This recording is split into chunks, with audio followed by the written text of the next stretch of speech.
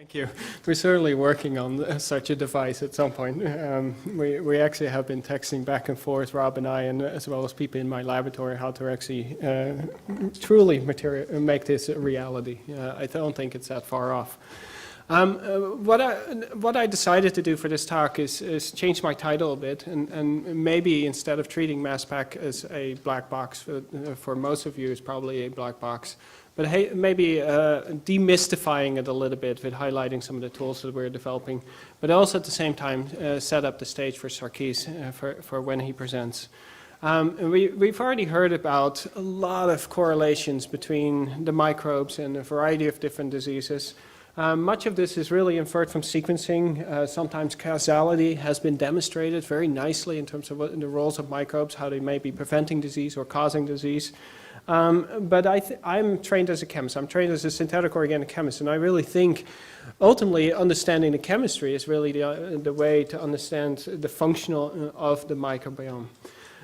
So if you start to think about the chemistry associated with the microbiome, what should you consider? What is the chemistry that shapes these different microbial communities? Well, the first one is, of course, the niche chemistry itself. So this is the chemistry of the host, the chemistry of the food the host is taking, but also the exposome and sort of medications, personal care, and similar type of molecules should be considered, because many of these molecules actually shape the type of microbial community that is observed.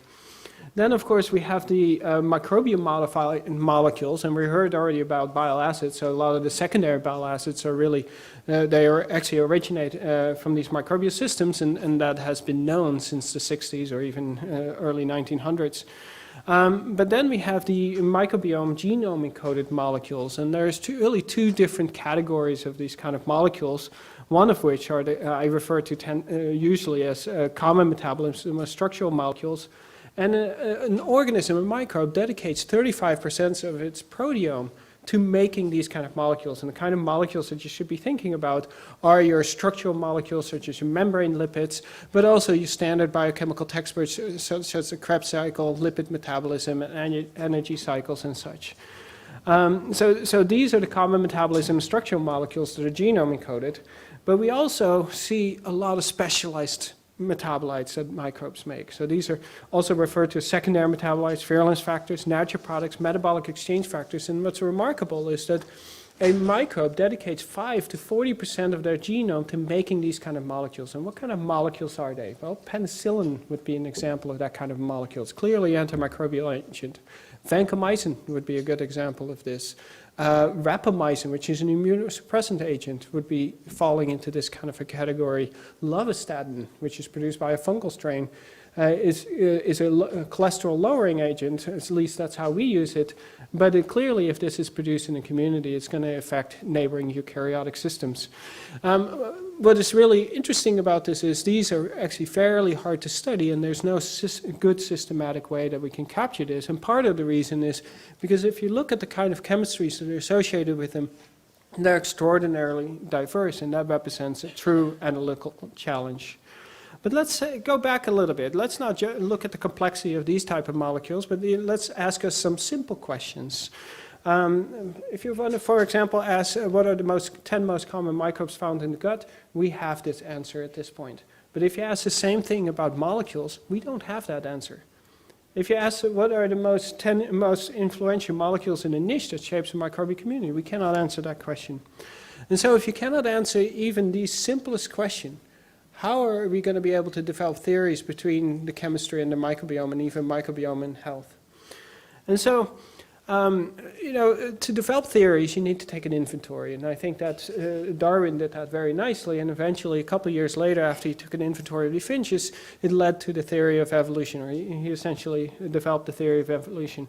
And so one of the things that we need to still do in the metabolomics community or in the mass spec community, we still need to take an inventory of these finches. And you have two types of mass spectrometry approaches that allow you to take an inventory of the finches. You have the targeted approach.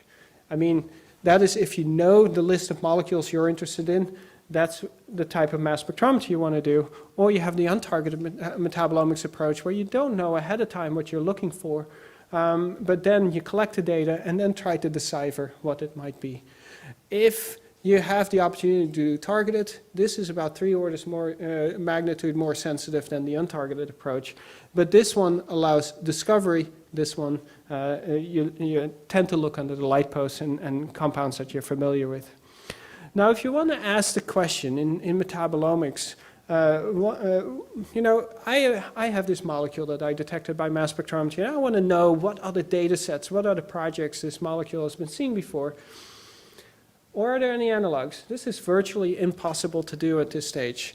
In contrary to sequencing, if I have a sequence, I can go to the NCBI website, go and do a blast, type in my sequence, and very quickly I will know all the samples that it's been seen before, as well as the analogs or alternate splice forms or mutations that are associated with that particular sequence. And that is possible because you have a database in one place, you have your knowledge base, so these are all the characterized proteins or sequences that are in there, and then you have a nice retrieval infrastructure. Now, if you look at the metabolomics, state of metabolomics or mass spectrometry, this is what it looks like. If I want to ask these two questions, well, here we have a database where you can upload your data. Here are your knowledge bases. So these are reference spectra, and there's some community knowledge. You can see that they're not connected. And so that makes it very difficult to start asking these type of questions that you can do in sequencing. And for this reason, I teamed up with Nuno Bandera in computer science to begin building an infrastructure that has both the database where we can upload all the data as well as knowledge base associated with it, and then we build these retrieval infrastructures on top of this. And so we launched this in 2016, and we have at this point 22,000 users from 124 countries. So it's clearly filling a missing gap in terms of chemical characterization of any sample that you might be interested in. But fundamentally, this is what the infrastructure allows us to do. Let's say you detect molecules by mass spectrometry. Inside the mass spectrometry, we can isolate these molecules very quickly in the microsecond time scale, and then we can hit these molecules over the hedge with a sledgehammer. In our case, it's helium gas. We actually accelerate the ions so they collide with the helium gas that's in the chamber. And when you do that, you convert kinetic energy to vibrational energy, and that's basically what you're doing. You're heating up the molecule. That molecule will then fall apart, and you create these barcodes that represent each unique molecule. So I'm showing 7 of these type of barcodes here. Each of these represent unique molecules. Now, if one of the things that is really nice about it is if you have 2 related molecules, their resulting barcode should look very similar. And so we can, behind the scenes, actually organize and relate this information the same way that you do in sequencing information, where you look at 2 related genes that are very similar. You can begin to align these different sequences. Now, instead of representing these as spectra, we tend to represent these now as nodes, and I think of these nodes as individual molecules that we were able to detect. And then we connect these nodes with these different edges, and we use the degree, the thickness of these edges to define the degree of similarity. Now, we do this with every single MSMS in our entire database, and so we have over 3 billion spectra at this point that we correlate. This is just a small subset of this. But what is nice about it is if you then begin to populate this information with the knowledge base that you have, meaning these are reference spectra of known molecules, you can begin to populate this information. So now we have basically a map of all the chemical space we could detect by mass spectrometry. But what is typically done is, if you read about metabolomics in any paper, these are the only things they report and everything else they ignore. Of course, that's still very useful information. Just to show you an example from a CF project, a cystic fibrosis project that we have, how this networking and how to read out this networking. Here we got a match to a reference standard of azithromycin, and then we have these nodes connecting right here, and the difference was the removal of this particular sugar. And so we can see that node correlates very nicely.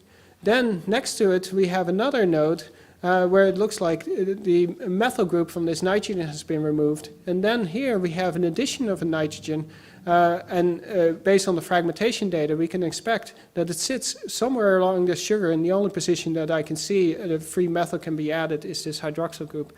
And so you can not only find identical molecules, but also related molecules, and that's a very unique concept that we've introduced to the metabolomics community.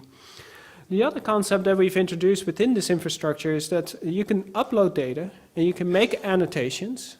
And as you make the annotations behind the scenes, it gets correlated in one super network. And if those annotations match to somebody else's data, they will get an email. So you get this really sort of crowdsourced learning about molecular information. What that also means is that your data becomes sort of a living data concept, because now you have your data deposited, you learn a certain amount about it, but it may be that you get periodic emails about your data, and so you're going to continue to learn about your particular information. So when we look at the gut samples that that have been uploaded in this infrastructure, right at the time we only had 350 samples that were uploaded, but we can quickly glance at it and see, okay, there are about 10,000 unique molecules that we're able to detect, but only about 500 annotations, and that's a pretty high number actually compared to some of the other data sets which have 0 annotations in them. And so it really depends on the sample type that you're investigating. But now we can begin to look deeper into the type of annotations. We see that 1%, we can pretty obviously, these are the specialized metabolites. So we can really classify these as being microbial-derived molecules. Then we have the microbiome-modified molecules, there's 3% of those, and secondary bile acids are included in those. And then we have molecules that are microbe and can come from other sources, so amino acids, for example. But one thing you will notice is that of this pie chart, these drugs, the number of drugs or the percentage of drugs that are annotated are extremely large. And really what this is showing is the bias of the public knowledge, the knowledge base, the reference spectra. There are very few reference spectra for microbial molecules, but there are a lot of reference spectra for drugs and even dietary molecules. Oops.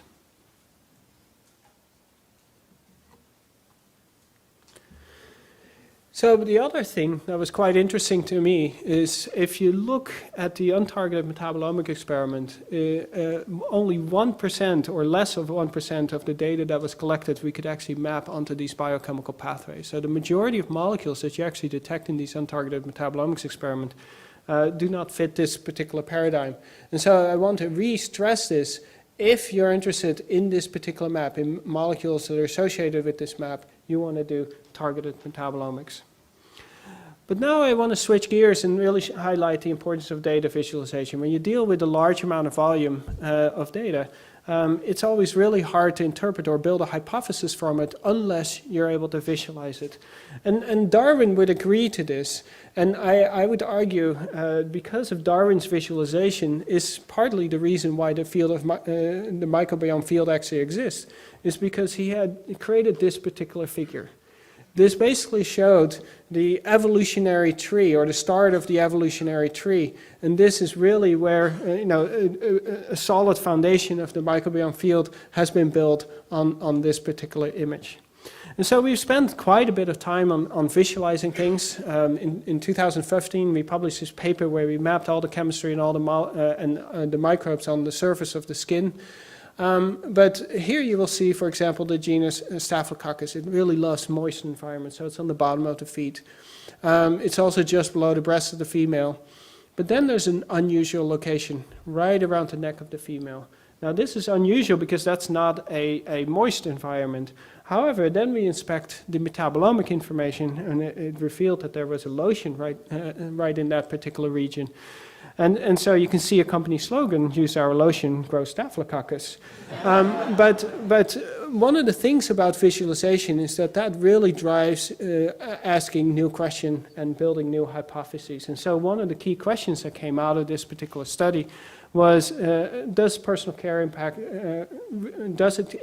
the microbiome or the chemistry associated with the skin?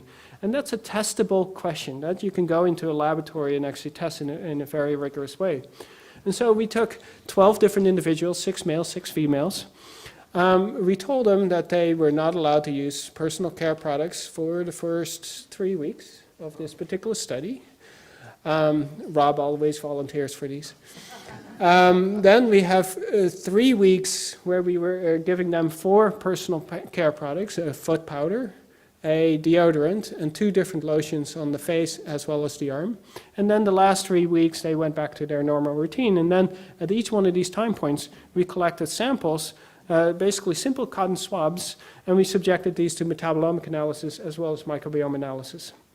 And so this is sort of a higher level view of all this data. And some of the things that are really noticeable is that basically the forehead or the face as well as the arm were fairly stable, because you don't see much variability here despite the use of these particular lotions, whereas the armpits and the feet shifted quite significantly. This is also reflected in the Shannon alpha index, and that's basically an indication of diversity associated with these different areas. And again, if you look at the armpit, when you stop using these personal care products, you actually see a decrease in diversity. And as soon as you use deodorant, you see that the diversity of microbes actually increased quite significantly, which is counterintuitive, whereas the arm and the face remained fairly stable. Then we started to look at the molecules associated with these particular samples, and now you can start to see trends based on the region-specific trends that are found in this particular study. So molecules associated with the armpits, arm, face, as well as feet. But I'm going to just highlight a few of these, and some of these are actually quite surprising. This one was surprising to me. Bile acids in the armpits in about 50% of the subjects that we looked at, but the personal care did not have a real impact on this. This is just a normal homeostasis of these particular individuals. However, when we look at endosterone type responses, and the reason why I picked this particular molecule is because it's it's clearly impacting neurological behavior. But you can see that there's different responses based on the different individuals.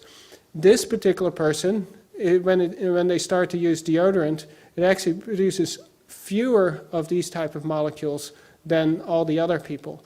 And so you can see that these responses that we're seeing are really person-specific. And to me, it's kind of funny that, for this particular person, maybe he would want to use deodorant. He would think he would want to use deodorant to make himself more attractive. But in fact, it looks like he's making himself less attractive. And then this is actually the distribution of these particular molecules. So we've been able to answer the question, does personal care impact the skin? Yes, at both the chemistry and the microbiome level, and that the responses are really individual specific, at least at an N of 12. Maybe if we go to 100,000 people, maybe we can then start to group these responses, but that's not at the stage where we're at yet. We can also push the data visualization from just individuals to global scales.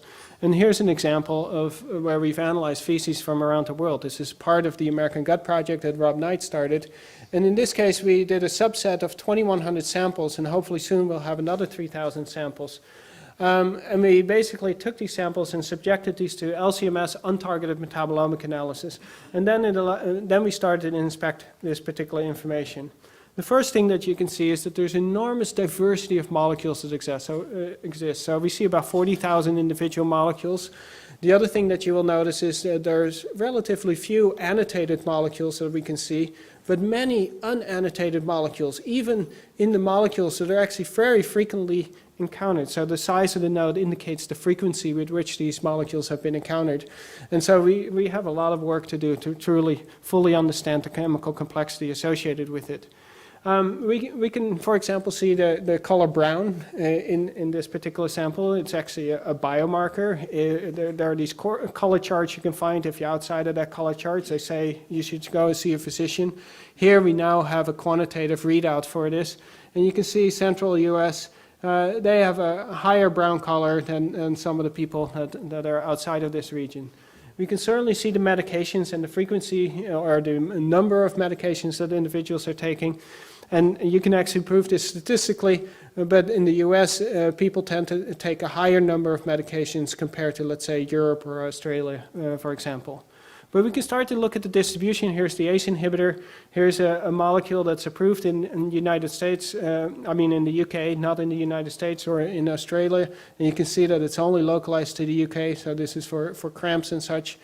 This one I found very interesting. It seems to be only present in the United States. We can have a debate why this is, but I think cannabinoid use is certainly more prevalent in highly educated individuals in the United States than other areas, my suspicion. But you know, one of the nice things about the American gut is that it has a lot of metadata associated with it because it has an extensive questionnaire, and so we can compare our results that we see to this questionnaire. And so one of the questions on the American gut was, when was the last time you had antibiotics? And so you had the option of giving 1 week, 1 month, 6 months, 1 year, or I haven't taken any in a year or longer. Then we looked at the samples that actually contained antibiotics, and in 44% of the samples where we were able to detect antibiotics, they reported they hadn't taken antibiotics in over a year. And so this is remarkable to me, and particularly if you think about the understanding that the microbiome field is giving us by our missing microbes, for example, early use of antibiotics in childhood, and the downstream consequences, immunological consequences, Crohn's disease, asthma, allergies. You know, this really deserves further investigation because it means that we have other routes of exposure to antibiotics. Because we have both paired sequencing and metabolomic information, we can now ask, okay, what are there microbial molecules that we can see within these particular samples? And one way to do this is looking for co-occurrence of both microbes as well as metabolites. And you can start to create networks such as this.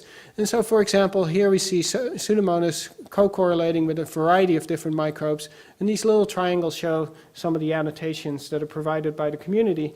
And when we look at these annotations, these are the rhamnolipids and quorum sensor type quinolones. Those are only known to be produced by Pseudomonas strains, so it's very nicely and consistent with this. And it was found in only 2 people, one of which had celiac disease. Then the last example of a tool that I want to highlight is 3D volume cartography, and Robbie Quinn will present this in more detail tomorrow. But this project basically starts with this picture. And so for most people that are parents in the audience, you know this is the start of organized chaos in your life. As we are learning, this is really an early microbial colonization event. Then we have this wonderful bonding moment between particularly the mother and the child. But really what you're doing is you're providing your child with these sugars, you're treating it as a petri dish, and that allows the promotion of the growth and enrichment of Bacteroides. Then we have environmental exposure, and that allows you to tolerate these kind of events. But we shouldn't underestimate the importance of these early colonization events. And this is illustrated very nicely in this 2011 paper, where somebody took mice and they gave them pathogenic E. coli, and what you see is you get a 100% mortality rate. And when they gave these early colonizers, you get a 100% survival rate. And so it's clear that microbes can have, normal, healthy microbes can have a very significant impact on the health of the host.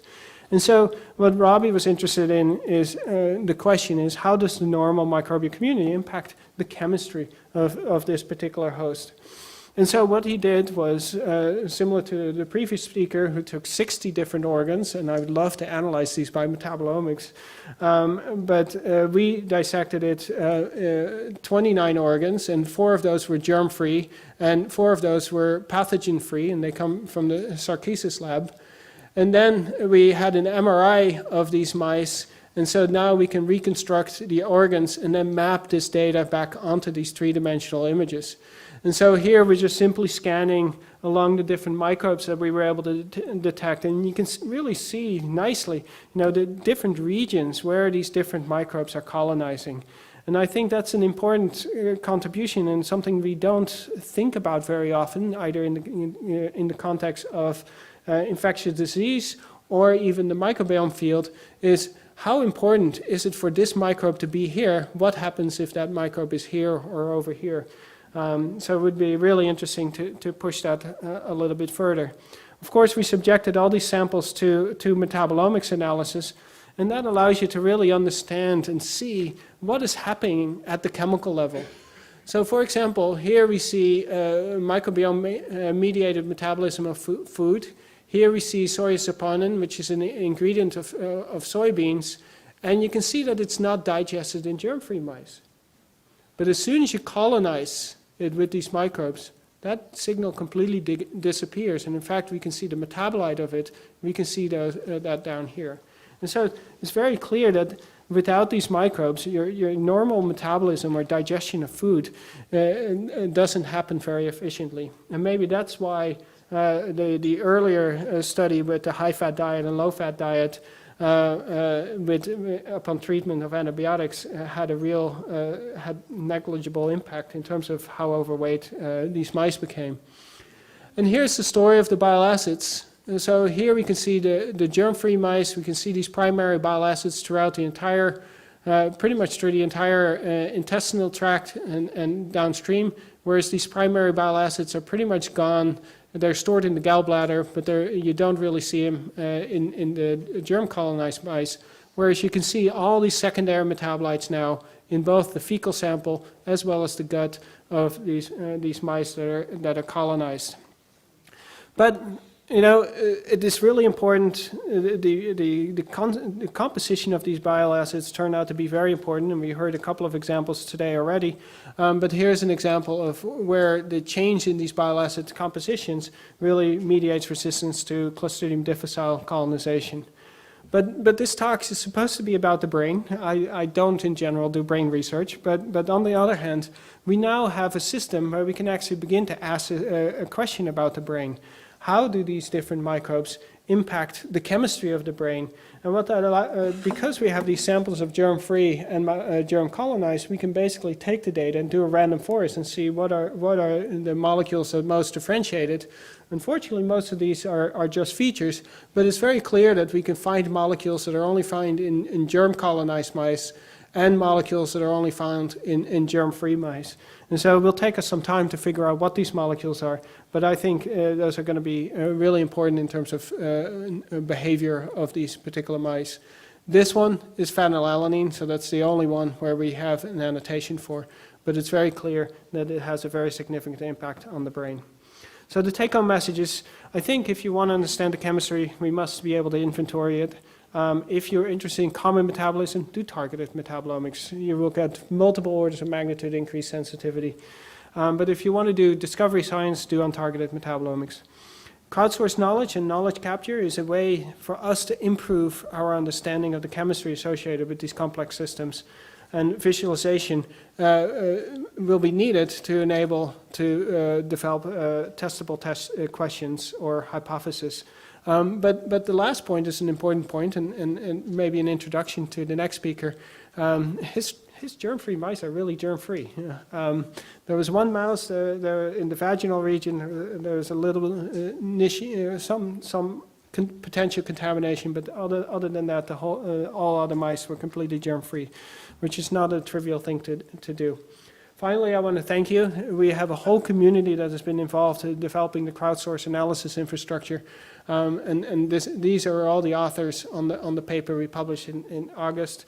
And then I want to say thank you to my friends and colleagues. Without them, the sequencing for the mice and many other aspects, I would not be standing here. Thank you.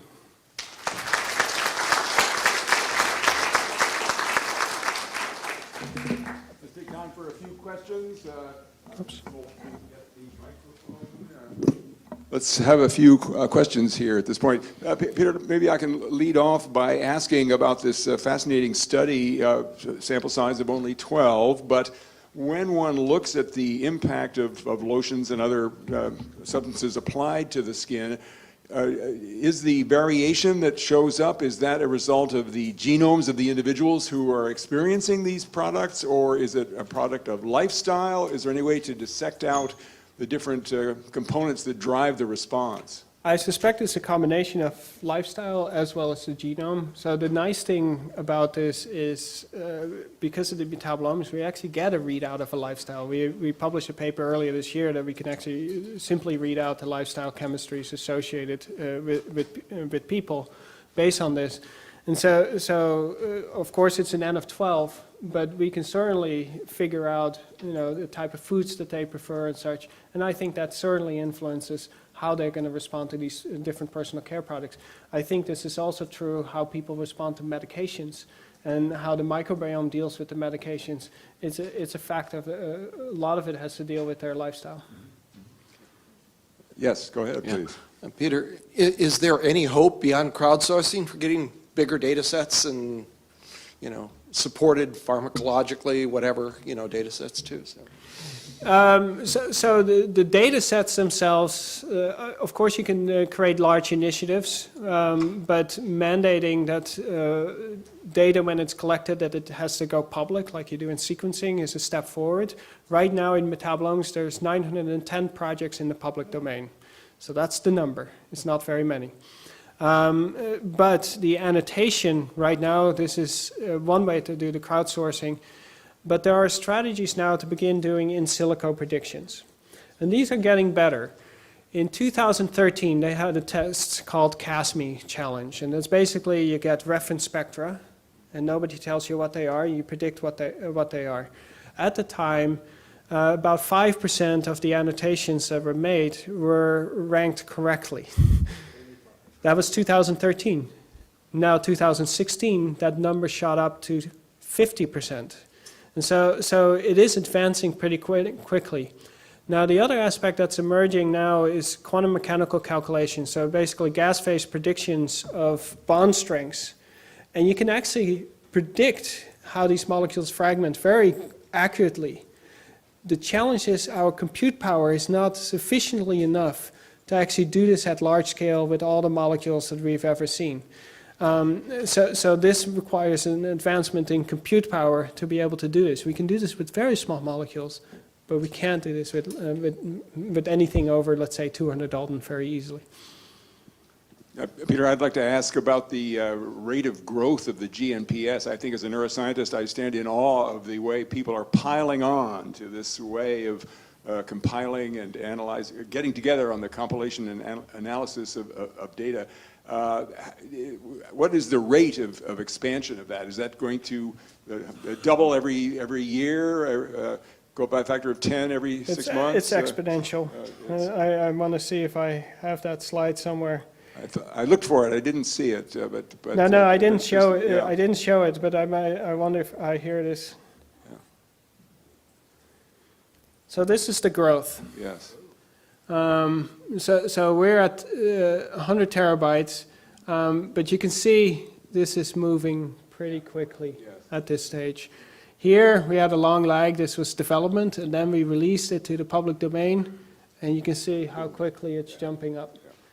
So I think it's going to improve pretty quickly. Great. Let's thank Peter again. That's very nice.